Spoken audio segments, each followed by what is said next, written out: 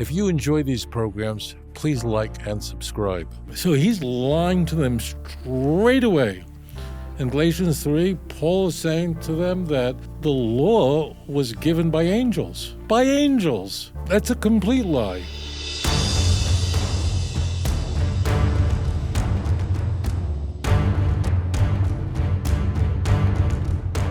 Caller, you live on the air. Please tell us your name. Where are you calling from? Okay. Hey, my name is Antonio Reed from North Carolina. Good morning and shalom, Rabbi. Morning. My question is about Paul. I personally find him to be probably the most villainous character in the Greek Bible.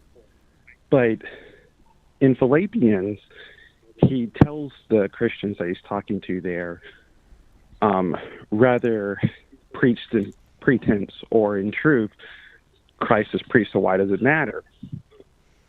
But this is very starkly different than the way that he kind of corrects the Galatians. In Philippians, he's even admits that, if you've heard about Christ and the person that was telling you may have even said it to go after me politically, basically, as long as you've gotten that Christ is your Lord and Savior, that's the main point here. But in Galatians, the issue is that, these Christians have, I guess, heard the wrong message. But what they've heard is not maybe something that was politically disadvantageous to Paul, or maybe it was, but it's this issue of Torah observance. It seems like to me, Paul's kind of okay. Doesn't really matter what you believe in about Jesus, if he was the son or Ra or whatever, as long as you believe he died on the cross for your sins. You talking about Galatians God, then that's it. You're talking... But do not add any type of Torah observance to your belief in Jesus. In Philippians, in the first chapter of Philippians, Paul is saying that regardless of what motivates people to preach and spread Christianity, the gospel preached, whether in pretense and if they're boastful, but the gospel is still preached. Paul does not have a high bar for how the gospel is preached. In 1 Corinthians chapter 9, verse 20 through 22, Paul concedes that he will preach the gospel in any way necessary to convert people to Christianity, and he'll engage in evangelism that is very different when speaking to a Jew, someone who is under the law, than someone who's not under the law, a Gentile. And he concedes that he is not under the law. To those who are under the law, I become as one who's under the law, even though I'm not under the law. So there's Paul admitting that he's not under the law. It literally says that. I don't know, people don't see that. And he says, all things to all people. So I don't care how it gets out, but it needs to get out. Galatians is a very different kind of book. Another book that is no doubt from the hand of Paul. Paul is angry. Paul has been to these churches in what is modern-day Asia Minor. He set up a whole bunch of churches, and the book of Galatians, unlike other letters of Paul, is written to many churches. Paul went there. He made many people convert to Christianity. And then after he left those churches, he moved on. Other Christians came there and told him that they had to keep Torah, and Paul does not like that at all. And that's what's happening there. He's telling the churches that he set up initially, who, you idiots, who bewitched you? Literally what he says to them in Galatians chapter 3, the most important chapter of the 6 chapters of Galatians. So Paul is not interested in how it's done. And in Galatians chapter 3, he's going to make up a whole bunch of stuff himself. In 3:16, he will say, notice it says in Genesis, seed, not seeds. That's silly because in biblical Hebrew, there's no way to say seeds. Zera, zaracha, your seed means many. It's like sheep. It's an irregular plural. Like in English, you don't say sheeps, right? You have one sheep or many sheep. There's a whole bunch of sheep out here, right? Imagine somebody say, "Oh, it says sheep and not sheeps." Well, that's dumb. So he's lying to them straight away. In Galatians 3, Paul is saying to them that the law was given by angels. By angels. That's a complete lie. Stephen's going to make the same kind of, in the book of Acts, is going to regurgitate. I don't believe Stephen's a real historical figure, but whatever, let's say he was. The idea that the law was given through, that's a lie. It's totally a lie. The Torah was given directly by God, and the reason he's willing to lie is because he wants to diminish the Sinaitic covenant. He wants to diminish the value of the Torah. And the whole point of Galatians is that the earlier covenant, Paul argues, that God made with Abraham was based on faith. And how could a later inferior covenant made at Mount Sinai through angels, how could that override? If I have an agreement with you and there's a second contract, well, how could the second contract override the first contract? The first contract is what holds, as though they're competing with each other. This is dark. This is dark. This is bad. That's what's all going on in Galatians. And then, not only is it a second covenant, but it was given through angels, meaning a messenger. Therefore, it is inferior, totally made up. There's a lot of lying going down there. So Paul is very angry in the book of Galatians, this letter to the Galatians, that they have taken someone else's word for it rather than his word for it. And he's so angry at them. He's so bitter at them. Paul was someone who, like Paul, you've met people like this.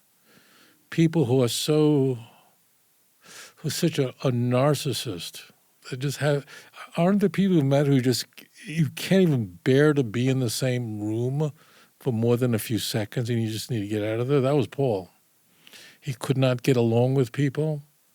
I think that's why Paul had female companions with him, is because women, I believe, were less likely to challenge him than men. He couldn't get along with Peter in the same book, in Galatians 2.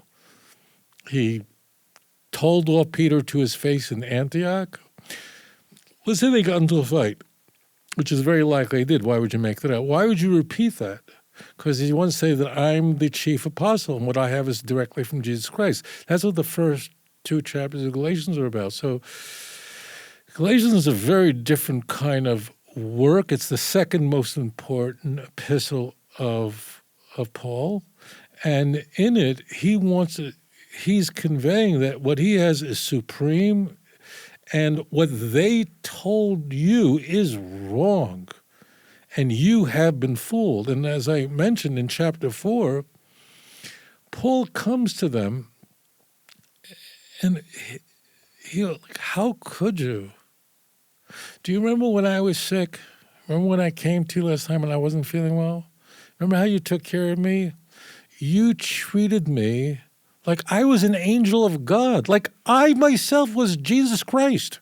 He literally says that. Who talks that way? Got it? So in Galatians, he's very much saying he is the chief apostle.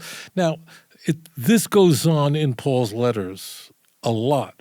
This will go on a lot in Philippians chapter 3, the same book you talked about. So Paul is committed to saying, look, if people are converted to the proper iteration of Christianity, it doesn't matter if the person was boastful, had poor character, but the message is correct, so then the gospel is preached, whether in pretense or in truth. In 1 Corinthians 9, you can be a chameleon, and it doesn't make a difference. The point is, behave like a Jew to the Jews, and that's what's going on not only here in Israel, but around the world. People are evangelizing others dependent on their ethnicity and culture.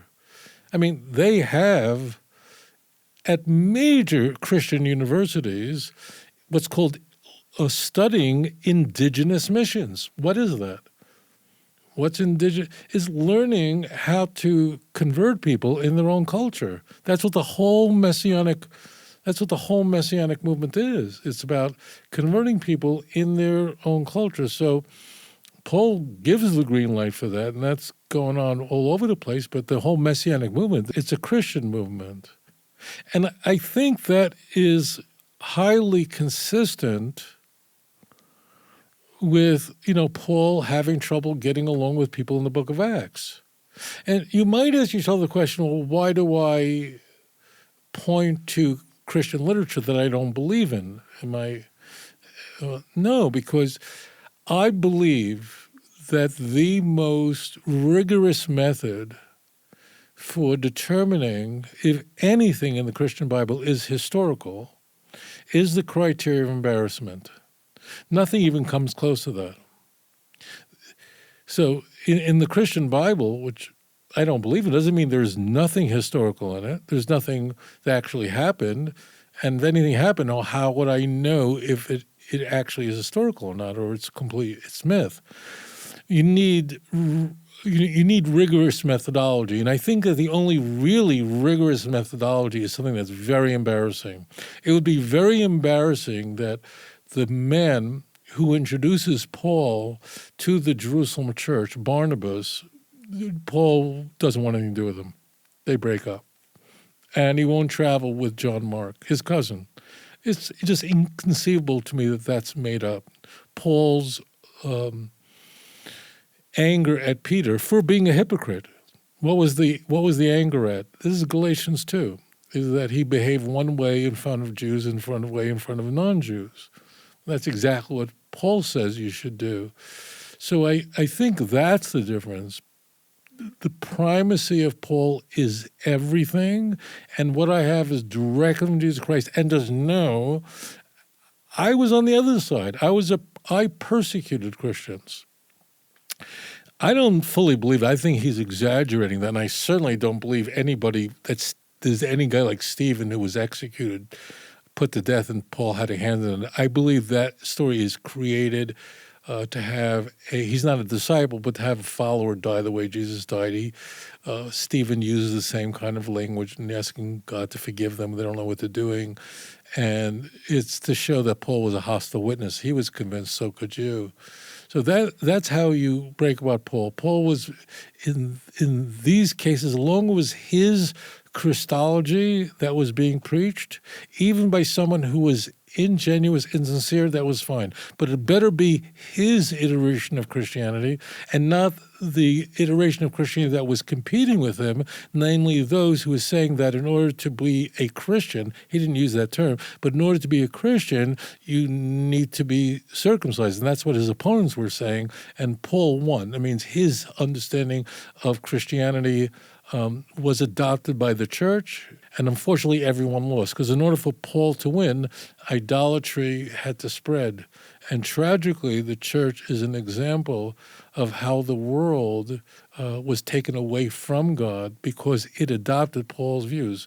But there are days that are coming soon that the nations will reject these ideas of Paul and will speak b'sofa berura, in a pure speech, Zephaniah chapter 3, verse 9. Thank you so much for your question.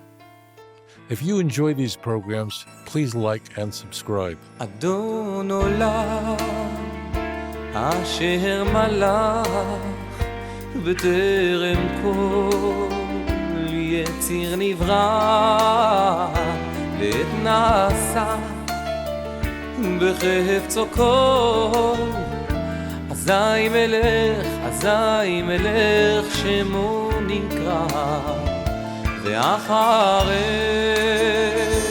ככלות הכל לבדו ימלוך נורא